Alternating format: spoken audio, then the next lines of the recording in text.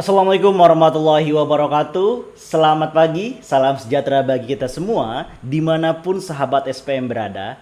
Kembali lagi nih bersama gua Fajar Sidik di acara yang paling kece tentunya di Seni Pasar Modal Channel edisi 13 Maret 2022. Udah lama banget nih gua nggak tampil di video ini. Mungkin lo udah pada nantiin ya, kurang lebih hampir 2 atau sebulan mungkin gua vakum. Itu tidak terlepas dari kondisi sebenarnya. Beberapa waktu lalu itu apa namanya Omikron gitu ya, Omikron itu mampir assalamualaikum silaturahmi jadi sejarah ke gua pribadi gitu. Sungguh tidak mengenakan. Jadi bagi lu yang nggak percaya COVID ataupun sebagai macamnya, be careful ya. Walaupun lu nggak percaya, it's okay. Tapi tetap sayangi tubuh kalian, yaitu dan juga sayangi sekitar dengan selalu menggunakan masker dan APD lainnya. Oke?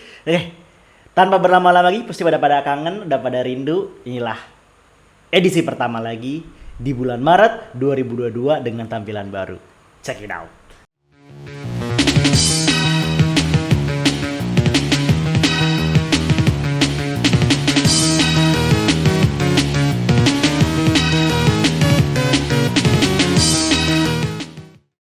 Analisis teknikal saham harian 14 Maret 2022.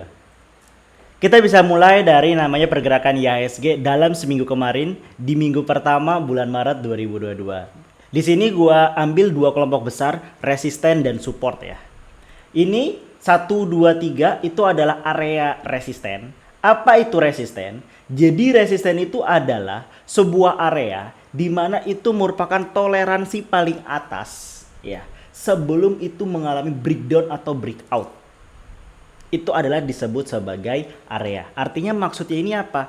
Artinya resisten 1, resisten 2, dan resisten 3 ini merupakan area toleransi. Jika menyentuh sampai area tersebut, ada dua kemungkinan.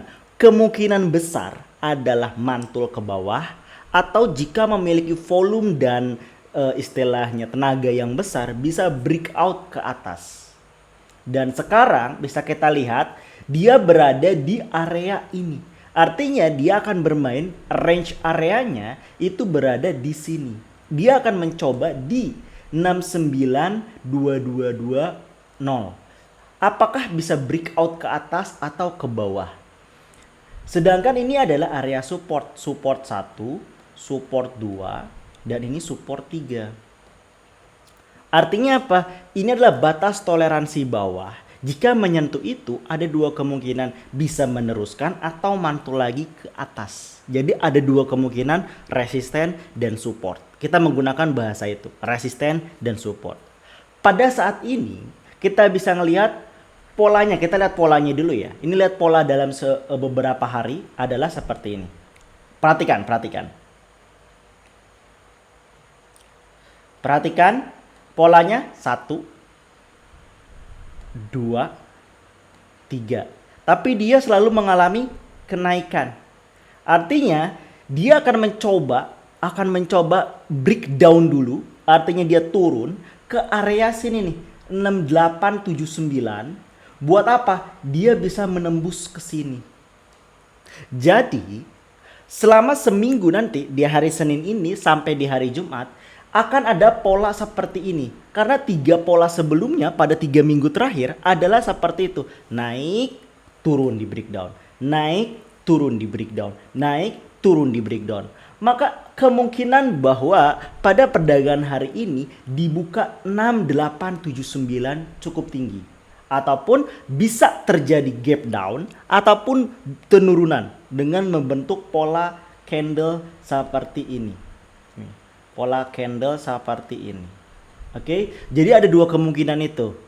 Apakah itu bisa mendukung? Iya, mendukung. Lihat, volume yang masuk cukup sedikit dibanding volume yang keluar itu lebih besar. Jadi potensi di gap down pada perdagangan hari Senin cukup tinggi.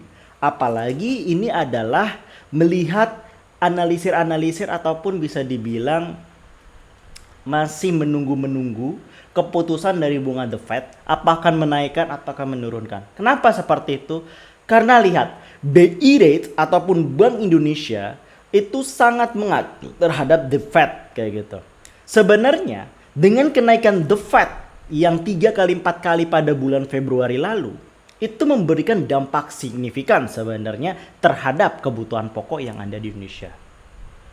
Udah mulai kita rasakan sebenarnya beberapa kenaikan harga pokok, bahan pokok itu yang luar biasa gitu. Sebagai contoh adalah kelangkaan minyak goreng, di mana kita sebagai produsen minyak goreng ya, sebagai produsen dari sawit itu tersendiri, tetapi bisa mengalami kelangkaan.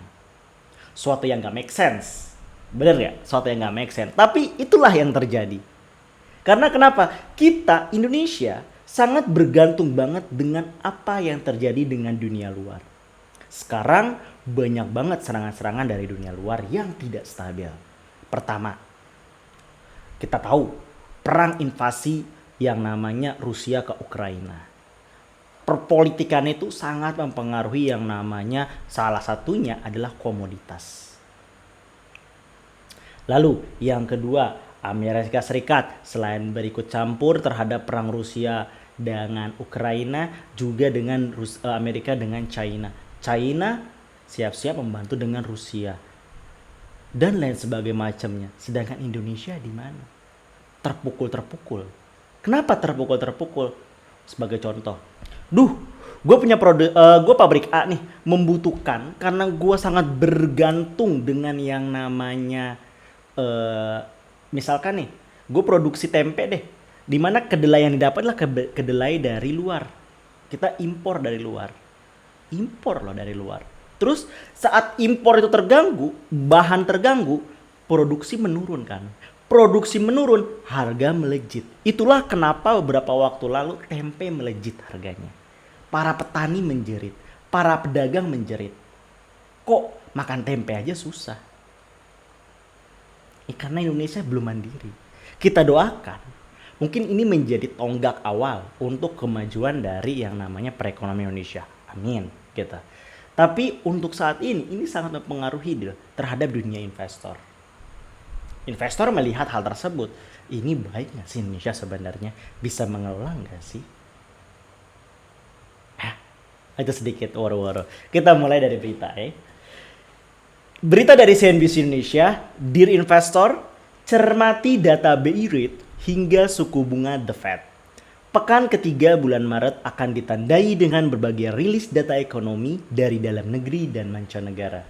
Dari zona Amerika Serikat, AS, investor akan disibukkan dengan rilis data ekonomi yang banyak dari awal pekan besok pada Selasa 15 Maret 2022, rilis data harga produsen bulan Februari di mana pada data bulan sebelumnya naik 1%. Hal tersebut dipicu oleh melonjaknya harga barang sebanyak 1,3% pada bulan Desember karena penurunan persediaan kendaraan bermotor, pangan, dan energi. Selain itu, pada Kamis 17 Maret 2022, Bank Indonesia (BI) akan mengumumkan suku bunga acuannya yang diprediksi akan tetap berada pada 3,5% seperti pada bulan Februari. Dari sini bisa kita lihat, bunga The Fed merupakan acuan sebenarnya dari dulu-dulu kala, itu yang namanya bunga BI rate Indonesia. Kalau bunga The Fed naik, biasanya BI rate nggak akan jauh beda, akan mengalami kenaikan. Tetapi ini ada sedikit bisa dibilang kebalikan lah antara bunga The Fed dengan bunga di Indonesia. Apakah itu baik? Kalau misalkan perekonomiannya baik-baik aja, ya nggak masalah gitu. Artinya kita udah mandiri. Tetapi ini nggak baik-baik aja. Ini logikanya ya. Amerika yang merupakan suatu keluarga besar lagi, suatu negara besar tidak mampu menahan suku bunga. Bahkan mereka memprediksi kalau menahan-nahan ini bisa terjadi namanya ledakan inflasi yang terjadi seperti tahun 2008 atau 98. Akhirnya dinaikkanlah 3 sampai 4 kali lipat. Karena kenapa? Di situ duit dikeluarkan nih duit buat ngasup orang-orang yang kena COVID di Amerika sana. Tetapi mereka akan membeli barang-barang. Artinya di sini banyak permintaan tapi penawarannya nggak ada. Akhirnya harga kan meledak, bubble economics kayak gitu. Nah, di Indonesia sendiri sebenarnya case-nya nggak jauh beda. Berapa banyak sih BLT yang dikasih semenjak COVID? Banyak kan? Jumlah barang sama? Sama kan? Nah, inilah jumlah barang sama, pendapatan meningkat dari yang tadi yang namanya dari pemerintah ya. Walaupun banyak kena PHK, yes, banyak kena PHK. Tetapi tidak memungkiri, artinya jumlah uang yang beredar di Indonesia makin banyak dari asupan dari pemerintah itu sendiri. Tetapi yang anehnya ditahan suku bunga Bank Indonesia. Kita ketahui beberapa waktu lalu, mungkin 2020,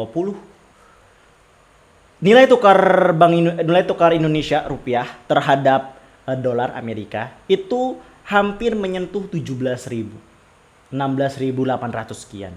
Lalu ditekan dengan cara apa? Meminjam ke IMF, akhirnya didapatkan di sekisaran 14.000. Sekarang ditahan di 14.000 dengan bunga yang diperkecil. Salah satunya ada yang kemarin sampai 2,1, sekarang balik ke 3.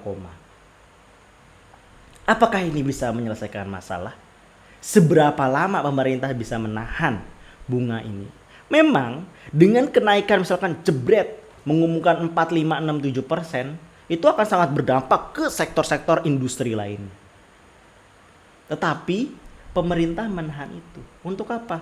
Biar daya jual beli masyarakat tidak kaget. Ya ada sisi positifnya. Tapi sisi negatifnya, sampai kapan yang ditahan? Banyak ekonom-ekonom yang memprediksi, ya ini nggak bakal bisa ditahan lama-lama. Apalagi Indonesia akan memproyeksikan yang namanya ibu kota negara baru. Terus dari mana duitnya? Sedangkan ini aja masih tutup lubang gali lubang, skema Ponzi yang dipakai. Kita berharap yang terbaik. Kita lanjut ke berita kedua. Harga CPO fluktuatif pekan ini, pekan depan gimana? Berita dari CNBC Indonesia, melansir Reuters, penurunan harga CPO pada Jumat dipicu oleh persediaan CPO di Februari yang makin banyak. Ekspor yang dipatok naik malah turun 5% ke 1,1 juta ton. Menurut Kepala Penelitian Perkebunan di CGS CIMB Research EVNG mengatakan bahwa ini mungkin tanda awal pembatasan permintaan di beberapa pasar karena kenaikan tajam dari harga CPO baru-baru ini. Sementara itu, minyak sawit Malaysia telah memperoleh keuntungan ekspor karena pembeli mencari pengganti minyak bunga matahari dari Laut Hitam yang terganggu oleh perang Rusia-Ukraina, dan Indonesia yang kembali memperluas kebijakan pembatasan ekspornya dengan Domestic Market Obligation (DMO) terbaru. Pada Kamis 10 Maret, Menteri Perdagangan Indonesia Muhammad Lutfi mengumumkan kebijakan terbaru dari DMO, yaitu produsen CPO diwajibkan untuk menjual 30% untuk pasar domestik. Harga global yang lebih tinggi membuat harga minyak goreng Indonesia naik 40% pada awal tahun, mendorong diberlakukannya pembatasan ekspor pada akhir Januari untuk mengendalikan harga minyak goreng dalam negeri. Salah satu langkah positif yang diambil oleh kementerian tentunya, dan ini juga sebenarnya menjadi kabar bahagia untuk kita semua. Semoga kelangkaan dari minyak goreng cepat selesai, dan ya happy aja sebenarnya para CPO, para kebun-kebun sawit nih, kayak TBLA, kayak apa lagi tuh, yang kebun sawit, apa lagi, banyak ya pokoknya, itulah nggak kebayang. Dan itu kenaikan ya, tentunya untuk apa? Ini bulan Maret kuartal 1 ya, berarti laporan kuartal 1 di bulan April dan di bulan Mei itu cukup tinggi hasil pendapatannya. Artinya apa? Artinya yang bagi pengincar dari laporan fundamental bisa mulai masuk dari sekarang. untuk emiten CPO atau emiten-emiten yang berhubungan dengan saham. Dan ini adalah yang ditunggu-tunggu, yaitu adalah analisis teknikal harian untuk perdagangan hari ini aja, ya, hari ini aja, tanggal 14 Maret 2022. Apa aja? Yang pertama adalah ILS. Di sini gue menggunakan dua indikator, yaitu adalah indikator parabolic SAR dan yang kedua adalah indikator rate of change. Gimana cara bacanya? Cara bacanya mudah banget. Lihat yang warna biru-biru ini, yang tanda silang itu adalah indikator parabolic SAR. Ya, ini adalah indikator parabolic SAR. Saat candle berada di atas parabolic SAR, itu adalah tandanya uptrend. Kalau candle berada di bawah parabolic SAR, itu artinya tandanya downtrend. Simple. Dan kalau ROC atau rate of change, lihat aja di sini 0. Kalau dia di atas 0, artinya berita positif, tekanan belinya cukup tinggi, momentumnya cukup tinggi untuk naik terus. Kalau dia beritanya negatif, dia akan di bawah 0. Sesimpel itu. Just sesimpel itu. Udah kan? Jadi nggak sulit sebenarnya dalam menganalisis dari suatu saham. Kita mulai dari ILS. ILS bisa dilihat di sini. Dia mengalami kenaikan dan berada jauh dari yang namanya nih. Jauh dari yang namanya parabolic SAR. Artinya strong uptrend yang terbentuk. Jadi di sini pun lihat jauh dari angka 0, strong uptrend yang terbentuk. Jadi lu bisa beli ILS dibeli 318 sampai 324. Ini gue bikin areanya nih. Yang hijau tua itu adalah area beli, inilah area jual dan ini area cut loss dan ini area jual di sini. Yang tipis-tipis hijau tipis ya. Buy di 318 sampai 324, cut loss di 302, jual di 326 sampai 334. Yang kedua UNTR, ini adalah area belinya nih yang warna hijau tua. Hijau tua, ini adalah area jualnya. Jadi lu bisa jual sepanjang area ini. Jadi bisa di sini, bisa di sini, bisa di sini, bebas. Dan ini adalah area jualnya atau cut lossnya, lu bisa di sini, di sini, di sini, bebas gitu. Lu bisa beli di 26575 sampai 26700, cut loss maksimal di 25950, jual di 26800 sampai 27200. Ketiga LPPF pun sama demikian. Parabolic SAR-nya ada berada di atas, lihat di atas candle ya. Dengan jauh lumayan, ini strong uptrend dan walaupun ROC-nya itu ada di bawah tapi tipis banget mendekati 0. Jadi memungkinkan untuk bisa naik dulu atau turun dulu sebelum naik. Itulah makanya range areanya tuh lebih luas untuk area beli.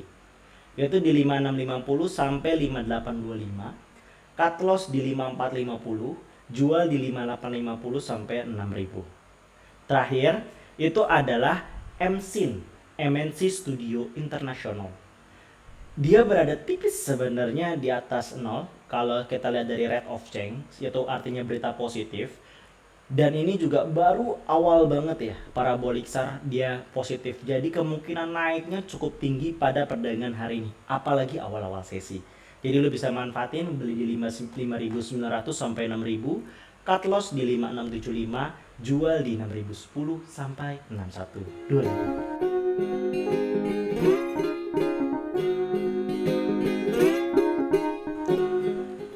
Kurang lebih itu yang bisa gue samain pada perdagangan hari ini. Silahkan digunakan dengan baik apa yang udah gue kasih. Apalagi trading plan-nya tuh coba disiplin. Karena kunci untuk menjadi seorang daily trading itu cuma dua. Be disiplin dan don't be greedy. Gue Fajar Sidi pamit. Bye-bye.